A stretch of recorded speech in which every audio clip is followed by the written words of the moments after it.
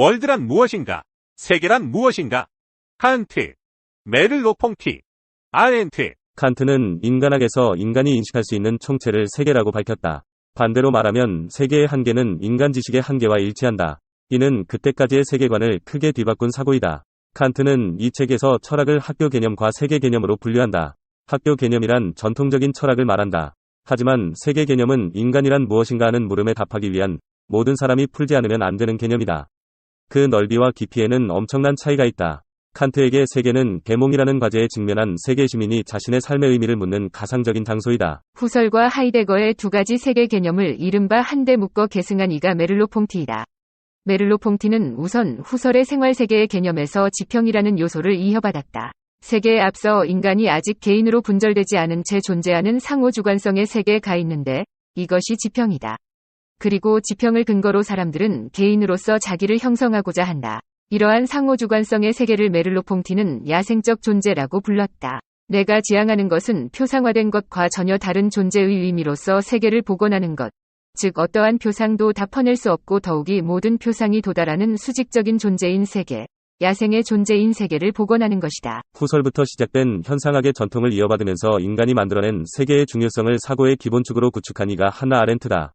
하이데거의 제자였던 아렌트는 세계를 우선 도구 연관에 기초하여 생각한다. 세계는 인간이 만든 도구에 둘러싸여 있다. 인간과 신이 외부에서 행하는 개인과 도움 없이 영원불변함 속에 스스로 움직이는 우주와 비교하면 인간의 손으로 만들어진 것은 모든 것이 아름답지도 참되지도 않다. 그러나 이 세계는 인간이 서로 관계를 가지고 행위를 지속하기 위한 필수 조건이다. 세계의 사물은 그것을 만들어 사용하는 인간의 탐욕스러운 욕구와 욕망에 대해 적어도 한동안은 저항하고 대립하고 유지할 수 있다.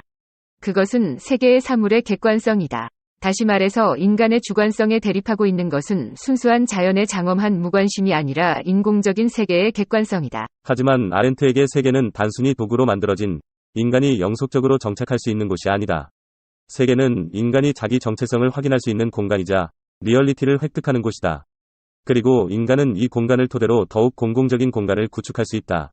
아렌트는 인간이 세계 속에서 살아가면서 타자와 공유 가능한 활동 공간을 만들어낼 수 있다는 것에 매우 감동한다. 이 세상이 20분 동안만 존재한다고 상상해보자. 과거는 고착된다. 아주 하찮은 몸짓들 속에도 과거는 남아있다. 과거는 생각들 속에 따리를 틀고 있다. 심지어 겉으로 보기에 과거를 개념하지 않은 것 같은 생각 속에도 말이다. 미래 역시 아무리 작은 계획이라고 할지라도 끊임없이 품고 있다. 미래는 우리의 아주 사소한 예상들과도 동행한다. 과거와 미래라는 이 무시무시한 구속들을 비록 허망하게나마 그저 장난삼아 떨쳐버리려고 시도한다면 어떤 일이 벌어질 것인가. 그러니까 우리의 상상력이 할 수 있는 한에서 과거는 있지도 않았고 미래 또한 존재하지 않는다고 상상해보자. 현재의 이 세계가 앞으로 20분 동안밖에 존속하지 않는다고 믿어보자. 우리 자신을 포함해서 세계가 방금 전에 순식간에 그렇게 형성되었다. 1분 전에는 이 세계가 존재하지 않았다. 현재 이 세계 속에 있는 모든 것, 이를테면 유적들, 폐허들, 도서관들, 건축물들, 사료들, 근래의 묵은 요원한 추억들, 이 모든 것이 동시에 방금 전에 출현했다. 사료들이 버젓이 있고 또한 증인들도 살아있다. 하지만 이 사료들과 증인들이 언급하는 과거는 방금 전부터 존재하기 시작했다. 무한하고 가지각색이고 변화무쌍한 이 세계에게는 정확하게 앞으로 20분의 수명이 주어져 있다. 20분이 지나면 이 세계 전체가 흔적도 없이 사라질 것이다. 빅뱅도 없고 우주가 폭발하는 것도 아니다. 어마어마한 불바다도 거대한 도가니도 없다. 그저 순식간에 사라질 뿐이다. 비누 거품이 사라지듯이 등불이 갑자기 꺼지듯이 자, 이 20분의 세계 속으로 들어가 자리하라. 그 세계가 우리의 현실 세계와 얼마나 동일한지를 확인해보라. 같은 크기이고 같은 하늘이다. 단 하나의 사물도 다르지 않다. 같은 사람들이 같은 몸짓을 하고 있다. 하지만 찬찬히 생각해봐라. 같은 세상은 전혀 아니다. 실제 과거의 깊이도 없고 구성해 볼 수 있는 미래에 대한 전망도 없는 이 세계가 완벽하게 동일한 것처럼 보일 수는 있지만 그렇다고 해서 위의 현실 세계와 근본적으로 다르지 않은 것은 아니다. 왜냐하면 시간상의 제한 때문이다. 이 덧없는 20분간의 세계가 완전히 사라지기 전에 이 시한부 존재가 당신이 생각했던 것과 얼마나 다른지를 파악하려고 노력해보라. 다른 현실이 존재했고 앞으로도 존재할 것이라고 착각하고 있는 당신이니까 말이다. 아무튼 시한부 세계와 당신의 생각 사이에 차이와 거리가 있다는 것을 느끼면 느낄수록 당신은 아득한 과거의 중요성과 미래 지평의 중요성을 더욱 더 느낄 수 있을 것이다. 20분이라는 운명의 시간이 다가올 때쯤 당신은 모든 게 실제로 사라질 수도 있다는 희미한 두려움을 은밀하게나마 느끼게 될 것이다. 아마도 그럴 리 없을 것이다. 그러므로 21분이 되었을 때 당신은 아무런 근거 없는 이 섬뜩한 공포로부터 빠져나올 수 있을 것이다. 그때 당신은 세계가 지속되고 있다는 안도감을 애써 맛보려고 할 것이다. 아마도 이어서 아무것도 사라지지 않았다는 사실에 은근히 실망하면서 씁쓸한 뒷맛을 느끼게 될지도 모른다. 세상에 졌다고 화내는 이 못난 놈아. 그렇다. 당신은 방금 철학적인 질문을 던지고 이에 철학적으로 사유했다. 철학자가 된 것이다. 철학이란 무엇인가? 철학이 진정으로 할 일은 무엇인가? 영혼의 외침에 답하는 일이다. 우리를 붙들고 있는 생의 고통과 두려움으로부터 해방시키는 일이다. 바줄의 끝에 매달려 있을 때 철학이 우리를 부른다. 우리는 삶을 살아가고 있지만 무엇인가 잘못되었다는 느낌, 더 나은 자신이 되고 싶다는 갈망이 우리 곁을 떠나지 않는다. 죽음에 대한 공포와 혼자가 되는 것에 대한 두려움, 사랑과 성의 혼란, 화가 날 때의 무력감, 그리고 너무나 커진 욕망 같은 것들이 우리로 하여금 최초로 진실한 철학적 질문을 던지게 한다. 주위에 둔 그 잔혹한 세계. 매일 아침 우리는 예컨대 강북의 비좁은 아파트를 나와 화성의 연구소로 출근한다. 저녁 늦게 퇴근하면 회사 밖 지인들은 의례적인 인사로 괜찮은 하루였냐고 묻는다. 연구소 사람끼리는 의례적인 인사란 없다. 어쨌든 오늘 하루가 괜찮을 리 없다. 우리는 아무것도 발견하지 못했으니까. 우리가 무슨 보일러 수리공도 아니니까. 아무것도 발견하지 못했다는 것은 정말로 소중하다. 왜냐하면 아무것도 발견하지 못했음도 발견 과정의 일부이기 때문이다. 이제 어떤 것을 관찰하면 소용이 없다는 사실을 안 것 아닌가. 만약 아무것도 발견하지 못했다는 소식을 가치 있는 정보로 인정해주는 신문이 있다면 이 연구 결과가 실려서 다른 연구자들로 하여금 앞으로 이 실험 방식을 시도하지 않게 할 수 있지 않을까. 한편 우리의 처남이 잘 나가는 회계사라고 하자. 이 사람은 상당한 액수의 장부기장료를 꾸준히 챙겨오고 있다. 장인은 그 녀석 아주 잘하고 있네 하고 말했지만 우리는 이 장인 어른이 입을 열기 전 잠깐 멈칫하던 그 짧은 순간을 놓치지 않는다. 우리는 아하, 이 양반이 나와 비교하고 있구나 하고 깨닫는다. 내키지는 않지만 그것은 사실이다. 명절날 산통이 깨진다. 가족 모임에서 처남을 만났을 때 우리는 좌절감을 감추지 못하는 아내의 얼굴을 놓치지 않는다. 내가 혹시 나고자와 결혼한 거 아냐? 아내는 이런 생각을 하다가 남편의 직업을 다시 따져보는 표정이다. 그래도 아내는 처음 떠오른 생각을 떨쳐버리려 애쓴다. 처남댁은 실내 공사를 새로 한 이야기며 벽지를 교체한 이야기며 자랑을 하느라 쉬지 않고 입을 놀린다. 귀가 길에 아내의 입은 평소와 달리 꼭 닫혀있다. 지금 타고 있는 차가 소형차라는 걸 생각하니 아내의 삐침이 더 괴롭게 느껴진다.